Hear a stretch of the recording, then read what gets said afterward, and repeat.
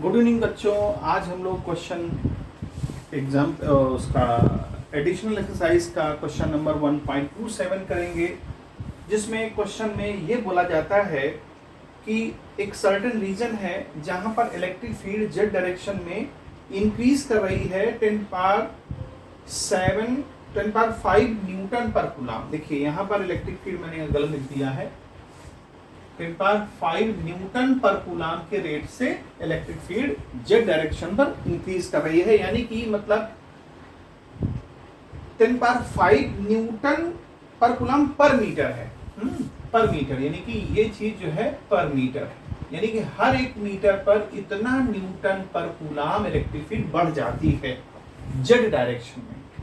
कहता है कि what are the force and torque experienced by system having dipole moment equal to 10⁻⁷ coulomb metre in negative z direction। देखिए electric dipole moment हमको दे रखा है 10⁻⁷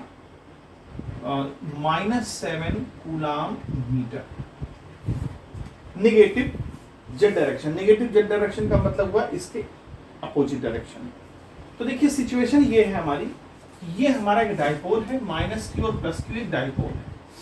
अब इस डाइपोल में डाइपोल मोमेंट दे रखा है, हमको निकालना है कि कितना फोर्स लगेगा।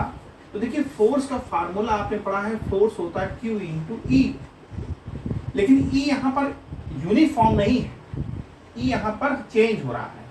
किस हिसाब से चेंज हो रहा है वो देखते हैं। तो dE/dz के हिसाब से चेंज हो रहा है। जो हमारा इलेक्ट्रिक फील्ड चेंज हो रही है वो dE/dz के हिसाब से चेंज हो रही है। अब यहां देखिए लेकिन एक चीज यहां पर ये समझने वाली बात है, यहां पर डायरेक्ट हम नहीं रखेंगे, यहां पर E की जगह हम dE कर लेंगे, dE कर लेंगे। क्योंकि क्यों dE किया? क्योंकि ये जो चेंज हो रहा है, और जब चेंज हो रहा है तो फोर्स भी हमारा चेंज होगा। चार्ज पर यहां फोर्स कुछ और लगेगा, यहां पर फोर्स कुछ और लगेगा, क्योंकि इलेक्ट्रिक फील्ड हमारी यूनिफॉर्म नहीं है। तो अब इसको हम इस फॉर्म में बनाने के लिए क्या करें, dz का डिवाइड कर दें और dz का ही हम मल्टीप्लाई कर दें। तो उससे क्या होगा हमारा, उससे ये होगा कि ये जो वैल्यू हम लोगों ने यहाँ लिखी हुई है उसको हम पुट कर सकते हैं। तो देखिए q × dz × dE/dz। अब देखिए dE/dz क्या चीज है हमारी, dE/dz हमारा 10⁵ है, ठीक है। और चार्ज इनटू डिस्टेंस क्या होता है, डाइपोल मोमेंट, ये आपने पढ़ा है, जैसे 2L Q × 2L। तो यहाँ 2L हमारी क्या है, ये dz डिस्टेंस है। तो Q × तो यहाँ पर हम क्या लिख सकते हैं बच्चों, डाइपोल मोमेंट, ठीक है। और ये है ये × 10⁵ ये लिखा, इसको आप ऐसे लिख दीजिए dE/ वैल्यूज बाद में पुट कर लेंगे, ये हो।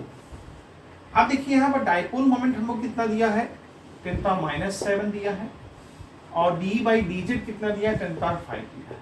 आंसर कितना आ रहा है, -2 न्यूटन, ठीक है। ये तो हमारा फोर्स आ गया, नेट फोर्स आ गया। लेकिन ये नेट फोर्स किस डायरेक्शन में लगेगा ये भी हमको बताना जरूरी। देखिए अब ध्यान से समझिए, इलेक्ट्रिक फील्ड हमारी जेड डायरेक्शन में इंक्रीज कर रही है, ये हमको मालूम है। और अगर हम यहाँ डाइपोल रखते हैं -q और +q डाइपोल रखते हैं, यानी सॉरी चार्ज रखते हैं, तो देखिए इस डायरेक्शन में इलेक्ट्रिक फील्ड बढ़ रही है।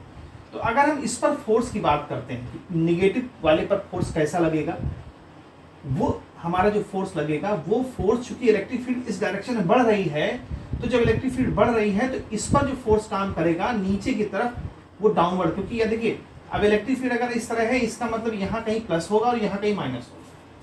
इलेक्ट्रिक फील्ड होने का मतलब ये है कि यहाँ कहीं प्लस होगा और यहाँ कहीं माइनस होगा, इसी वजह से इलेक्ट्रिक फील्ड ऐसे चल रही है। अब ये बढ़ रही है, जितना पर मीटर डिस्टेंस पर बढ़ रही है, तो देखिए इस पर जो फोर्स इसकी वजह से लगेगा वो इस तरफ लगेगा, और इस पर फोर्स इसकी वजह से ऊपर की तरफ। तो इस पर जो फोर्स लग रहा है वो ऊपर की तरफ लगेगा, और इस पर जो फोर्स है वो नीचे की तरफ काम करेगा, ठीक है। तो जब ये वाला फोर्स, देखिए ध्यान दीजिए, ये वाला फोर्स इस वाले फोर्स से ज्यादा होगा, -q पर जो फोर्स लग रहा है वो फोर्स +q फोर्स की वजह से ज्यादा होगा। तो आप ये कह सकते हैं कि F - q वाला F + q से ज्यादा लगेगा। अब देखिए क्यों ज्यादा लगेगा ये समझिए पहले। देखिए अब मान लीजिए हमने बहुत सारे स्पॉट बना लिए, एक स्पॉट ये है ए पॉइंट, एक स्पॉट बी पॉइंट, एक स्पॉट सी पॉइंट। जब हम ये देख रहे हैं कि ए वाला पॉइंट बी वाले पॉइंट से इलेक्ट्रिक फील्ड ज्यादा रखता है और सी वाला पॉइंट बी वाले से इलेक्ट्रिक फील्ड ज्यादा रखता है, कहने का मतलब ये कि जितना ऊपर हम जाएंगे इलेक्ट्रिक फील्ड उतना ही ज्यादा लगेगा, और जब इलेक्ट्रिक फील्ड उतना ज्यादा लगेगा तो इसका मतलब फोर्स भी ज्यादा लगेगा, क्योंकि फोर्स और इलेक्ट्रिक फील्ड से सीधा सीधा रिलेशन होता है। ठीक है, तो जब जितना हम ऊपर जाते जाएंगे उतना ज्यादा फोर्स काम करेगा, उतना ज्यादा इलेक्ट्रिक फील्ड बढ़ता जाएगा, तो जब इलेक्ट्रिक फील्ड बढ़ेगा तो फोर्स बढ़ेगा। तो इसीलिए जब ये माइनस क्यू चार्ज जो है ज्यादा इलेक्ट्रिक फोर्स रखेगा compare two plus Q charge से।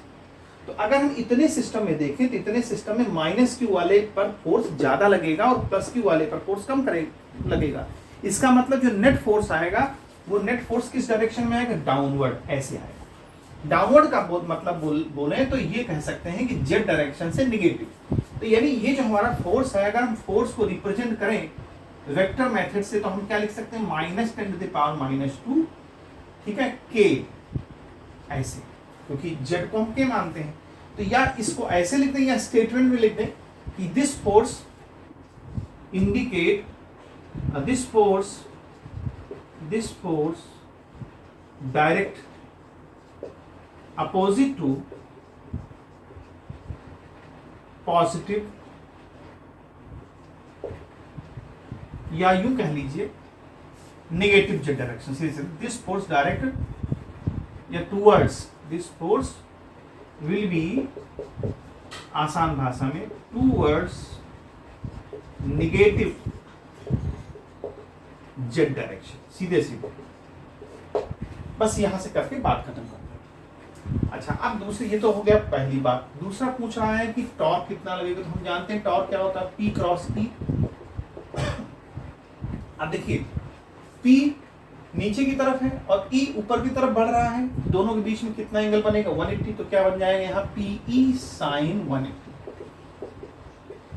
और हम जानते हैं sin 180 की वैल्यू 0 होती है, तो टॉर्क हमारा क्या काम करेगा, यहाँ 0। तो सीधा सीधा हम ये कह सकते हैं टॉर्क विल बी 0। तो उम्मीद है बच्चों समझ में आया होगा और यहाँ पर इस तरह से इसको सॉल्व करेंगे। गुड बाय बच्चों।